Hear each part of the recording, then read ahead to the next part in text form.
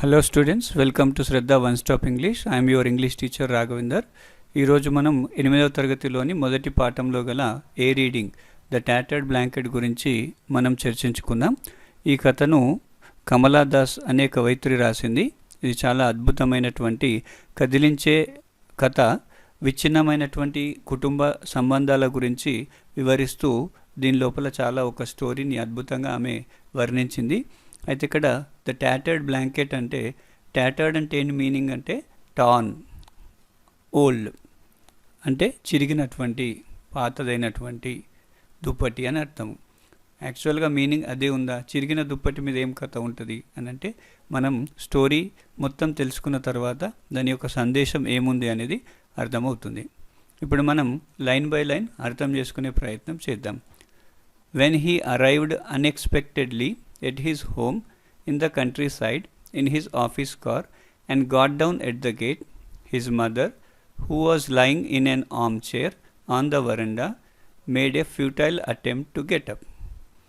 ఒకతను అన్ఎక్స్పెక్టెడ్లీ అంటే ఏంది, అనుకోకుండా, ముందే సందేశం ఇవ్వకుండా ఆయన ఇంటికి చేరుకున్నాడు. ఆయన ఇల్లు ఎక్కడ ఉంది? కంట్రీ సైడ్ అంటే విలేజ్ లోపల ఉంది. ఎందులో వచ్చాడు ఆయన? ఇన్ హిజ్ ఆఫీస్ కార్, ఆయనకు సంబంధించిన ఆఫీసు కార్ లోపల ఆయన ఇంటికి వచ్చాడు. Got down at the gate దగ్గర ముందు దిగాడు.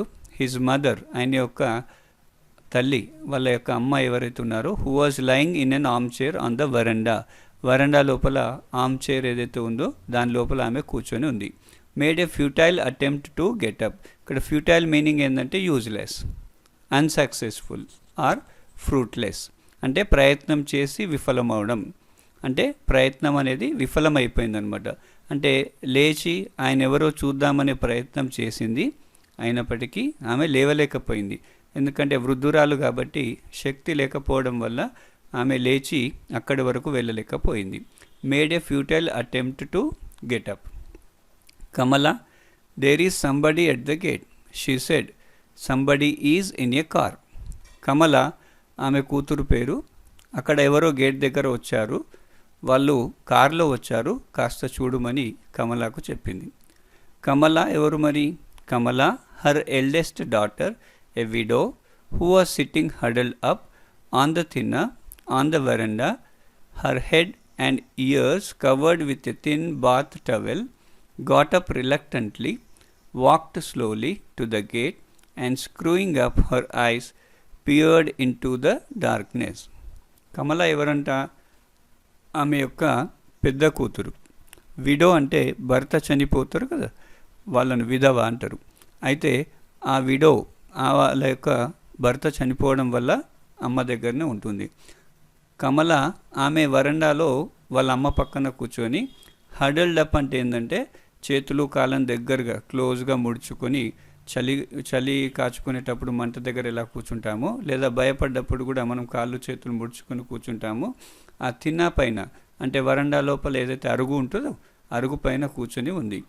ఆమె యొక్క హెడ్ అండ్ ఇయర్స్, చెవులు మరియు తల, ఈ రెండు కూడా covered with thin bath towel, ఆ టవెల్తోని ఆమె కవర్ చేసుకుంది. చలికాలం కాబట్టి ఆ చలి నుండి రక్షణ పొందడానికి ఆ టవెల్తో ముడుచుకొని కూర్చుంది. గాట్ అప్ రిలక్టెంట్లీ అంటే ఏంది? అయిష్టంగా. అన్విల్లింగ్లీ అంటే ఏంది? ఆ పని చేయడానికి ఆమెకి ఇష్టంగా లేదు. చలికి కూర్చున్నప్పుడు ఎవరికైనా ఏదైనా పని చెప్తే బయటకు వెళ్ళాలంటే అయిష్టంగా అనిపిస్తుంది. కానీ అమ్మ లేవలేని పరిస్థితిలో ఉంది కాబట్టి అయిష్టంగానే ఆమె ఆ గేట్ దగ్గరికి వెళ్ళింది. Walked slowly to the gate and screwing up her eyes peered into the darkness. చీకటి కారణంగా ఆ వచ్చిన వ్యక్తి ఎవరో తెలియడం లేదు కాబట్టి గేట్ దగ్గరికి వెళ్ళి ఆమె స్క్రూయింగ్ అప్ అంటే ఏంది? కళ్ళు చిన్నగా చేసుకొని ఆయన ఎవరో గమనించే ప్రయత్నం చేసింది. అంటే సరిగా కనిపించకపోయేసరికి చీకటి లోపల కళ్ళు చాలా దగ్గరగా చేసేసి స్పష్టంగా జాగ్రత్తగా చూడడాన్ని స్క్రూయింగ్ అప్ అని అంటారు. పియర్డ్ అంటే ఏంది? లుక్ విత్ డిఫికల్టీ, చాలా కష్టంగా చీకట్లో ఉన్నాడు కాబట్టి ఆ వ్యక్తి ఎవరా అని మరీ peered into the darkness, look with difficulty or concentration at something అని ఎవరైనా గుర్తించే ప్రయత్నం లోపల ఆమె తన కళ్ళను చిన్నగా చేసి జాగ్రత్తగా కేర్ఫుల్గా చూస్తూ ఉంది. She saw a bald fat middle aged man walking in through the gate. ఆమె ఎవరిని చూసింది? షీ సా ఎ బాల్డ్ అంటే తలపైన వెంట్రుకలు లేవు, బట్టతల గల మనిషి ఉన్నాడు, ఫ్యాట్గా ఉన్నాడు, లావుగా ఉన్నాడు. మిడిల్ ఏజ్డ్ మ్యాన్, మరి యుక్త వయసు కాదు, మరి వృద్ధుడు కాదు, మిడిల్ ఏజ్డ్ మ్యాన్ ఉన్నాడు. ఆయన walking in through the gate. Through అంటే గుండా, ద్వారా. ఆ గేటు గుండా, ఆ గేటు లోపల ఆయన వస్తూ ఉన్నాడంట. Oh Gopi, she said in her grating voice. Grating అంటే ఏంది? అన్ప్లెజెంట్ వాయిస్, హార్ష్ వాయిస్ అనమాట. హార్ష్ వాయిస్తోని ఓ గోపి, గోపి నువ్వా అని చెప్పి అడుగుతుంది. Why this sudden unexpected visit? ఎందుకు నువ్వు ఇట్లా సడన్గా అన్ఎక్స్పెక్టెడ్గా, అంటే మేము ఎక్స్పెక్ట్ చేయకుండానే వచ్చేసావు అని చెప్పి గోపిని అడుగుతుంది. Kamala, who is it? Her mother asked loudly from the veranda. దూరం నుంచి ఎవరో ఆమె తెలుసుకోవాలనే ఆతృతతోని కమల ఎవరు అని చెప్పి గట్టిగా ఆ వరండా నుంచి అరుస్తూ ఉంది. Gopi, the man said. వచ్చిన అతను చెప్తూ ఉన్నాడు వాళ్ళ అమ్మకి గోపిని అని. There was a meeting in Thiruvananthapuram. I just dropped in on my way back. నేను తిరువనంతపురంకి మీటింగ్ అని, ఆఫీస్ పని మీద మీటింగ్కు వెళ్ళాను. వెళ్తూ దారిలో మీరున్నారని చెప్పేసి చూడ్డానికి అని చెప్పి ఆగాను. Who? Kamala, who is it? There was a note of alarm in Amma's voice. ఎవరు? కమల, ఎవరొచ్చారు అని చెప్పి కాస్త బిగ్గరగా, ఆ కొద్దిగా స్వరం లోపల కొద్దిగా భయం కూడా కనిపిస్తూ ఉందన్నమాట. Amma, why are you so scared? అమ్మ, నువ్వెందుకు అలా భయపడుతున్నావు? Kamala, Gopi's eldest sister asked her a little awkwardly. కాస్త విసుక్కుంటూ వాళ్ళ తల్లికి నువ్వెందుకు అలా భయపడుతున్నావు, నేనున్నాను కదా అని చెప్తూ విసుక్కుంటూ వాళ్ళ అమ్మకి అడుగుతుంది. As if you are seeing Gopi for the first time. గోపిని మొదటిసారి చూసిన వాళ్ళుగా అడుగుతున్నావేంటి? గోపిని ఎప్పుడు చూడలేదా? ఆయన నీ కొడుకే కదా, మరెవరో కొత్త వాళ్ళు వచ్చినట్టు ఎందుకు అలా టెన్షన్ పడుతున్నావు అని చెప్పి అడిగాడు. అమ్మా, it's me Gopi, he said again. అమ్మా, నేను నీ గోపిని అని చెప్తూ ఉన్నాడు. He bent down and brought his face close to her wrinkled cheeks. అమ్మా, ఇట్స్ మీ. గోపి వాళ్ళ అమ్మ దగ్గరకు వచ్చేసి బెంట్ డౌన్, కాస్త వంగాడు అమ్మకు దగ్గరగా వంగేసి, brought his face close to her wrinkled cheeks. ముసలదైపోయింది వాళ్ళ అమ్మ కాబట్టి వాళ్ళ యొక్క అమ్మ యొక్క చీక్స్ అంటే చెంపలు ఏమవుతున్నాయో అవి రింకిల్డ్ అంటే ముడతలు పడిపోయినాయి. అయితే తన యొక్క ముఖాన్ని వాళ్ళ అమ్మ యొక్క ముఖం దగ్గరికి గుర్తుపట్టే విధంగా దగ్గరికి తీసుకొచ్చి అమ్మ, నేను అని చెప్పి గట్టిగా అరుస్తున్నాడు. Gopi, Kamala, I can't believe it. Has he school closed for vacation? గోపీనా? Kamala, I can't believe it. నేను నమ్మలేకపోతున్నాను. ఆయన యొక్క స్కూలు క్లోజ్డ్ ఫర్ వెకేషన్ అంటే సమ్మర్ హాలిడేస్ వచ్చాయా, ఆయనకు సెలవులు వచ్చాయా, అందుకోసం వచ్చాడా అని చెప్పి అమ్మ అడుగుతుంది. Amma is often like these days. She does not recognize anybody. Gopi sister explained. Gopi వాళ్ళ అన్నయ్యతో, వాళ్ళ తమ్మునితో మాట్లాడుతుంది. అమ్మ ఇలాగే ప్రవర్తిస్తూ ఉంది, ఆమె ఎవరిని కూడా గుర్తుపట్టడం లేదు. But some times her memory is quite sharp. Then she asks me if you have sent any letter. I tell her everything is fine with you, Vimala and the kids. What is the point of telling her that you haven't written for a year? Poor thing. I would not dream of making her unhappy. కొన్నిసార్లు చూసినట్టయితే ఆమె memory is quite sharp, చాలా షార్ప్గా పనిచేస్తూ ఉంది, అద్భుతంగా పనిచేస్తుంది ఆమె యొక్క మెమరీ, స్మృతి అనేది. అయితే అప్పుడప్పుడు ఆమె అడుగుతూ ఉంది, నువ్వేమైనా లెటర్ రాశాడా గోపి? వాళ్ళ విమల కానీ వాళ్ళ పిల్లలు అందరూ బాగున్నారా, అందరూ మంచిగా ఉన్నారా, ఏమైనా రాశాడా, ఉత్తరం వచ్చిందా అని చెప్పి అడుగుతుంది. కానీ నువ్వు రాయవని చెప్పి నాకు తెలుసు, కానీ అమ్మకు చెప్తే ఏమైపోతుంది, ఆమె చాలా బాధపడుతుంది, కాబట్టి అమ్మను నేను బాధ పెట్టడం నాకు ఇష్టం లేదు అని చెప్పి కమల అంటుంది. గోపి ఏమంటున్నాడు? I got a promotion last year. After that I am always on my toes. Gopi ఏమని రిప్లై ఇస్తున్నాడు వాళ్ళ యొక్క అక్కయ్యకి? I got a promotion. నాకు లాస్ట్ ఇయరే, గత సంవత్సరమే ప్రమోషన్ వచ్చింది. ఆ ప్రమోషన్ రావడం వల్ల I'm always on my toes. On my toes అంటే ఇక్కడ ఏంటంటే అర్థము బిజీ, రెడీ టు వర్క్, ఎప్పుడు బిజీగా టైం లేకుండా ఉండిపోయాను. ప్రమోషన్ వల్ల బాధ్యతలు కూడా పెరిగిపోతాయి కాబట్టి చాలా బిజీ అయిపోయాను. And there are tours quite often. అక్కడ ఆఫీస్లోనే పనిచేయడం కాకుండా అక్కడ మీటింగు ఇక్కడ మీటింగ్ అనుకుంటా ఎప్పుడు బిజీగా వివిధ నగరాలకు తిరుగుతూ మీటింగ్స్ అటెండ్ చేయాల్సిన పరిస్థితి వచ్చింది. I don't get any time to right letters. కాబట్టి లెటర్ రాయడానికి కూడా నాకు సమయము, తీరిక అనేది దొరకడం లేదు అని గోపి వాళ్ళ అక్కయ్యకు సమాధానం ఇచ్చిండు. Why don't you ask Vimala to write or doesn't she get any time to. మరి విమలకైనా కనీసం లెటర్ రాయమని చెప్పొచ్చు కదా, ఆమెకు కూడా సమయం లేదా? విమల అంటే గోపి వాళ్ళ భార్య. మీ భార్యకైనా చెప్పొచ్చు కదా లెటర్స్ రాయమని, ఆమెకు కూడా సమయం లభించడం లేదా అని చెప్పి క్వశ్చన్ అడిగింది. What are you mumbling over there, Amma said loudly.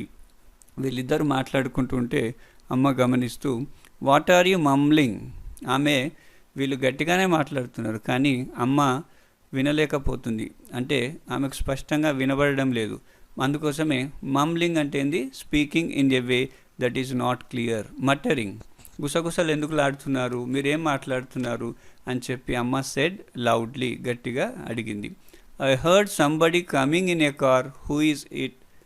ఎవరో కార్లో వచ్చినట్టున్నారు, నాకు ఆ కార్ శబ్దం వినిపించింది, ఎవరు అతను అని అంటే I told you it's Gopi. చెప్పాను కదా గోపి వచ్చాడని చెప్పి అని మళ్ళీ కమల అన్నది. But Gopi is in Delhi ఈజన్ he. కానీ గోపి ఢిల్లీ లోపల ఉన్నాడు కదా, ఢిల్లీలోనే ఉన్నది కదా అని క్వశ్చన్ మళ్ళీ అడుగుతుంది. ఈజంట్ హీ, గోపి ఢిల్లీలోనే ఉన్నాడు కదా, ఇది క్వశ్చన్ ట్యాగ్ అనమాట. ఎస్ అమ్మా it's me, I have come from Delhi. Gopi ఏమని దగ్గరగా మళ్ళీ వెళ్ళి అవునమ్మా నేను ఢిల్లీ నుంచి ఇక్కడికి వచ్చాను, నీ దగ్గరికి వచ్చానని చెప్తున్నాడు. హూ డిడ్ గోపి మ్యారీ, అమ్మా సెడ్. మళ్ళీ అమ్మ ఏమడుగుతుంది, గోపి ఎవరిని మ్యారీ చేసుకున్నారు, గోపి వాళ్ళ యొక్క భార్య పేరేంది. Suddenly lowering her voice, I mean what is his wife name. అంటే గోపి వాళ్ళ భార్య పేరేంది అని అమ్మ అడుగుతుంది. Don't say you have forgotten her name too. Don't you remember Vimala, district collector Nambiar's elder daughter, Gopi's sister said.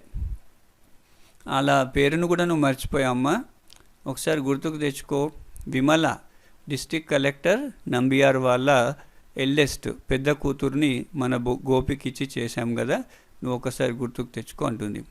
Oh I forgot the name, was there a letter from Gopi today. ఓహో అలాగా, నేను పేరు మర్చిపోయాను, మరి ఈరోజు గోపి ఏమైనా ఉత్తరం రాశాడా.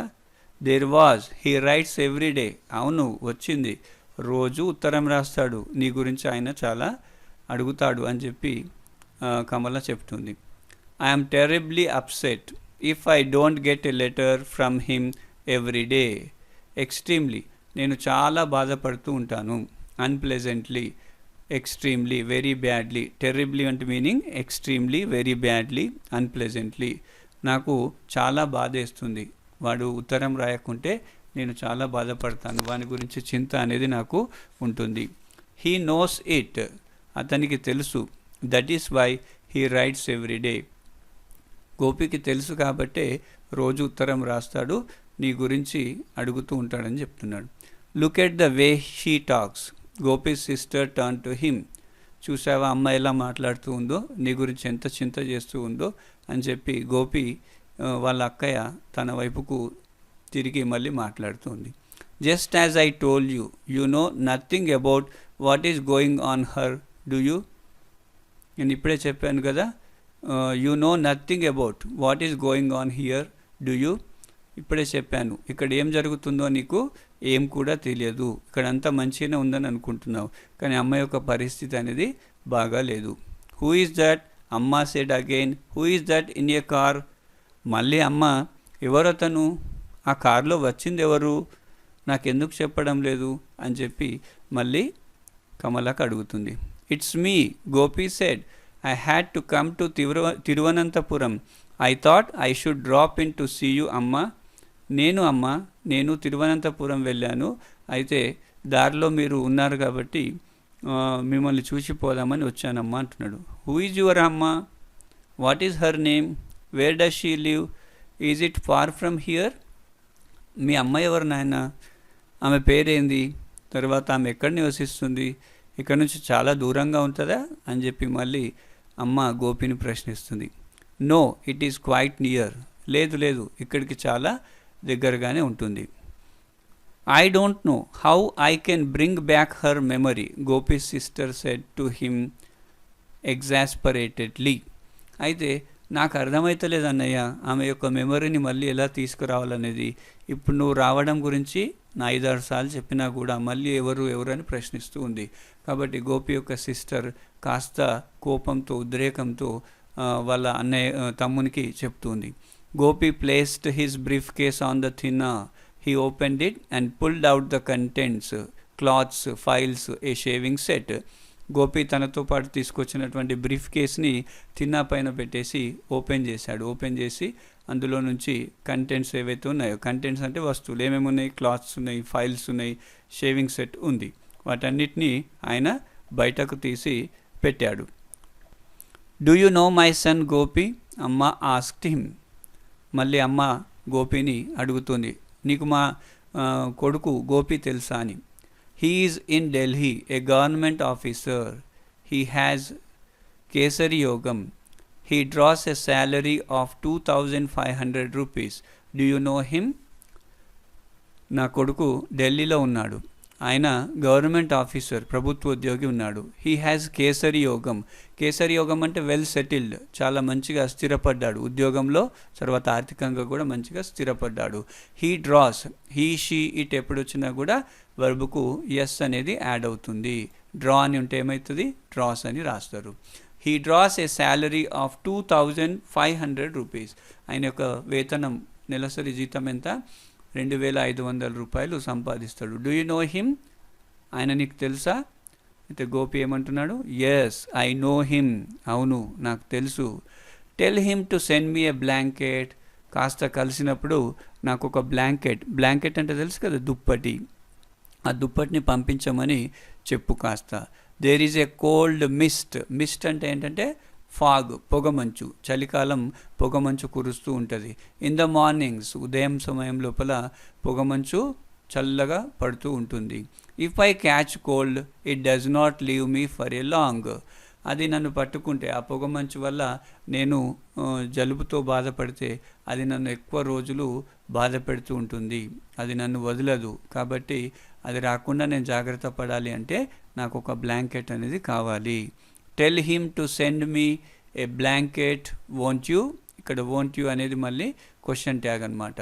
అయితే కాస్త బ్లాంకెట్ పంపమని చెప్పు నాయన, చెప్తావు కదా అని చెప్తూ కన్ఫర్మ్ చేసుకోవడానికి ఇక్కడ క్వశ్చన్ ట్యాగ్ను కూడా మళ్ళీ అడగడం జరిగింది. మళ్ళీ ఏ కలరు? ఏ రెడ్ వన్. ఆ బ్లాంకెట్ కూడా కలర్ కూడా ఆమె చెప్తుంది. రెడ్ కలర్లో ఉన్నటువంటి బ్లాంకెట్ని పంపండి. రెడ్ కలర్ అంటే ఆమెకు చాలా ఇష్టం కాబట్టి రెడ్ కలర్ను ఆమె పంపమని అడుగుతుంది. I had a blanket, the one he brought for me when he was studying in Madras. నా దగ్గర ఒక బ్లాంకెట్ ఉంది, కానీ అది ఎలా ఉందంట? చాలా పాతదైపోయింది. హీ బ్రాట్ ఫర్ మీ, అది కూడా గోపి తెచ్చింది, కానీ ఎప్పుడు తెచ్చాడు? He brought for me when he was studying in Madras. మద్రాస్లో చదువుకున్న సమయం లోపల గోపి నా కోసం ఆ బ్లాంకెట్ను తెచ్చాడు. It is all tattered now. Tattered అంటే ఏంది? టాన్, చిరిగినటువంటి దుప్పటి, పాతదైపోయిందనమాట. ఆ పాత దుప్పటి అనేది ఇప్పుడు నాకు చాలా కష్టంగా ఉంది దాన్ని వాడుకోవడం. Just a ball of knotted an. Knotted అంటే ముడి వేసిన, అది చాలా పాతదైపోయేసరికి ఆ నూలు ఏదైతే ఉందో దాని లోపల ఉన్నటువంటి దారాలు అవన్నీ కూడా ఊడిపోయింది. దాని అన్నిటిని ముడి వేసుకుంటూ, నాటెడ్ అంటే ఏంది? ముడి వేసిన, టైడ్, అన్ని ముళ్ళతో పాతదైపోయినటువంటి దుప్పటి ఉన్నది. Tell him to send me A red blanket will you. ఇక్కడ విల్ యూ అనేది మళ్ళీ క్వశ్చన్ ట్యాగ్ అనమాట. కాబట్టి కాస్త రెడ్ బ్లాంకెట్ పంపించమని చెప్పు నాయన, చెప్తావు కదా అని చెప్తూ కన్ఫర్మేషన్ కొరకు ఇక్కడ ఈ విల్ యూ అనే క్వశ్చన్ ట్యాగ్ను వాడడం జరిగింది. I will tell him. He నాడెడ్. తల ఊపుతూ, ఆమోదం తెలుపుతూ ఆయన సరే నేను చెప్తానని చెప్పి తల ఊపాడు. Please don't forget to tell him the mist is not good for me. అయితే చెప్పడం మర్చిపోకు, ఆ మిస్ట్ పొగమంచు ఏదైతే ఉందో అది నాకు మంచిది కాదు. I think I will stretch my self out for a bit. ఈ దుప్పటి పాతది చాలా చలి పెడుతుంది కావున ఇలా ముదురుకొని పడుకోవడం వల్ల నాకు మొత్తం నొప్పులు అనేటివి వస్తున్నాయి. అయితే కాస్త దుప్పటి మంచిగా ఉంటే స్ట్రెచ్ అంటే చాచుకోవడానికి, ఆ చాచుకోవడానికి కాస్త అవకాశం అనేది ఉంటుంది. I have been sitting too long in the armchair, I have a pain in the neck. ఇక పడుకోలేని పరిస్థితిలో ఉన్నాను కాబట్టి ఇక్కడ ఆర్మ్ చైర్ లోపలనే ఎక్కువ సమయం గడపడం వల్ల నా మెడ కూడా I have a pain in the neck, మెడలో కూడా చాలా నొప్పి అనేది వస్తుంది. గోపి సిస్టర్ పుట్ అమ్మ to bed and came back to the వరండా. చాలాసేపు అయింది నెక్ పెయిన్ వస్తుందని చెప్పి అంటుంది కాబట్టి ఆమె గోపి వాళ్ళ సిస్టర్ కమల వాళ్ళ అమ్మను తీసుకొని బెడ్ పైన పడుకొని మళ్ళీ తిరిగి వచ్చింది. You did not come to see Amma did you. ఇక్కడ మళ్ళీ క్వశ్చన్ ట్యాగ్ వచ్చింది. ఇక్కడ డిడ్ యూ అనేది క్వశ్చన్ ట్యాగ్. అయితే నువ్వు అమ్మని చూడడానికి రాలేదు, వచ్చావా అని మళ్ళీ క్వశ్చన్ కన్ఫర్మ్ చేసుకోవడానికి డిడ్ యూ అని అడిగారు. Delhi is too expensive, you know I have 4 children to look after now. అయితే ఢిల్లీ నేను ఎక్కడ నివసిస్తున్నాను తెలుసు కదా, ఢిల్లీలో నివసిస్తున్నాను. ఢిల్లీ అనేది చాలా పెద్ద నగరము, అక్కడ చాలా ఖర్చుతో, ఎక్స్పెన్సివ్ అంటే చాలా ఖర్చుతో కూడుకున్నటువంటి నగరము. కాబట్టి నీకు తెలుసు కదా నాకు 4 children, 4 పిల్లలు ఉన్నారు. వాళ్ళందరి యొక్క బాగోగులు అంటే ఏంది, లుక్ ఆఫ్టర్ అంటే టేక్ కేర్ ఆఫ్, వాళ్ళ యొక్క మంచి చెడులు బాగోగులు చూసుకోవాల్సిన పరిస్థితి నాకుంది. I can't make both ends to meet అంటే నేను సరిపడంత నా కుటుంబానికి సరిపోయేంత డబ్బు సంపాదన కానీ నేను చేయలేకపోతున్నాను. విత్ మై శాలరీ, నా జీతం అనేది సరిపోవడం లేదు. And one has to keep up once status. ఇప్పుడు ఢిల్లీలో నేను ఆఫీసర్ను కాబట్టి నా స్థాయికి తగ్గట్టు నేను జీవించాల్సిన పరిస్థితి ఉంది. కాబట్టి it will be a great help if I can raise some money by selling my share of the family property. కాబట్టి నాకు ఫ్యామిలీ ప్రాపర్టీలో భాగంగా ఇల్లు కానీ పొలం కానీ ఏదైతే నా భాగం ఉందో, నా వాటా ఉందో, ఆ వాటాను అమ్మితే ఆ వచ్చిన డబ్బుతో నేను కాస్త కొద్దిగా రిలీఫ్ కాగలుగుతాను, కొద్దిగా నేను మంచిగా ఆర్థికంగా ఉండగలుగుతానని చెప్పి వచ్చాను. I came to talk it over with you. ఆ విషయమే నీతో మాట్లాడదామని చెప్పేసి ఇక్కడికి వచ్చాను. You will sell your land and go away with the money. I know you won't come here any more after that. ఇప్పుడు నువ్వు ఈ ల్యాండ్ను అమ్మేసి వచ్చిన డబ్బు తీసుకొని వెళ్ళిపోతావు, తర్వాత నువ్వు మళ్ళీ ఎప్పుడు కూడా ఇక్కడికి రావు, నాకు తెలుసు అని చెప్పి కమల అంటుంది. Don't say that, I will come when I get time. అలా అనకు, నేను సమయం దొరికినప్పుడు ఖచ్చితంగా వస్తాను. యువర్ టైం, అబ్బో నీకా సమయం దొరికేది అని చెప్పి కొద్దిగా వెటకారంగా అంటుంది. He saw the irritation on her face. Irritation అంటే కాస్త చికాకు, నీకా సమయం అని చెప్పి, సమయం లేదు కాబట్టి ఆయన ఒక లెటర్ కానీ రావడం కానీ చేయలేదు. ఇప్పుడు సమయం ఉన్నప్పుడు వస్తా అంటున్నాడు కాబట్టి కాస్త కోపము, చికాకు, విసుగు అనేది ఆమె ముఖం మీద ఆయన చూశాడు. It took you more than 5 years to find time to come here. ఇక్కడికి రావడానికి నీకు 5 సంవత్సరాల సమయం తీసుకున్నావు. అమ్మ ఈజ్ 83 నౌ. అమ్మ ఇప్పుడు 83 సంవత్సరాల వయసుకు వచ్చింది. I don't think she will pull on much longer. ఇంకా ఎక్కువ రోజులు బతుకుతుంది. పుల్ ఆన్ మచ్ లాంగర్ అంటే ఏంది, ఇంకా ఎక్కువ రోజులు బతుకుతుందని కూడా నాకు అనిపించడం లేదు. It took you so long to visit her after the last time. ఇంతకుముందు వచ్చినప్పటికీ ఇప్పటికీ నీకు చాలా సమయం తీసుకున్నావు. 5 సంవత్సరాలైంది నువ్వు రావడానికి, ఇంకా నువ్వు మళ్ళీ వస్తావు.